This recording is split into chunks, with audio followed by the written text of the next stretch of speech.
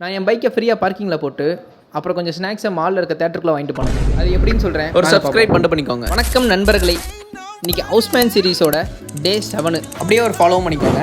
காலையில் காப்பியோட ஆரம்பித்து இந்த நாளை அதை வச்சு போட்டேன் ஒரு ரீலை. ஆல்ரெடி போஸ்ட் பண்ணிட்டேன், போய் பாருங்கள். காலையில் சாப்பாட்டுக்கு பழைய சோறும் சிக்கனும் சூப்பராக இருந்துச்சு. அதை முடிச்சுட்டு இன்றைக்கி ஆஃபீஸ் போகலை, work from home.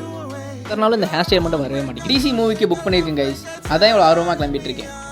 Office பார்க்கிங்லேயே bike பார்க்கிங்கை போட்டேன். அங்கேருந்து மால் பக்கம்தான், walkable distance.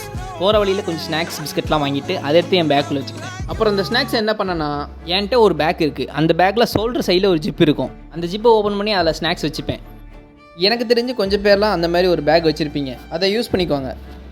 Independence day special ஆட்டுக்கு மாலில் இந்த ஆர்ச்லாம் அழகாக வச்சுருக்காங்கல்ல. அப்புறம் படம் போடுறதுக்காக கொஞ்ச நேரம் கேஷுவலாக ஃபுட் கோர்ட்டில் வெயிட் பண்ணிட்டு இருந்தேன். அப்புறம் மூவி கிளம்பிட்டேன். என் பேக்கையும் செக் பண்ணிட்டு உள்ளே அனுப்பிட்டாங்க. இதான் இன்றைக்கி டேவோட அவுட்ஃபிட். அப்புறம் டிசி படமும் ஸ்டார்ட் ஆச்சு. அனிருத் சீன் பை சீனுக்கு ஸ்க்ரீனை பற்ற வச்சுருக்காரியா. அவ்வளோதான், படம் முடிஞ்சு நானும் வீட்டுக்கு கிளம்பிட்டேன். ஆஃபீஸுக்கு போய் அங்கே தான் பைக் எடுத்துகிட்டு வீட்டுக்கு போயாச்சு. மட்டமாவே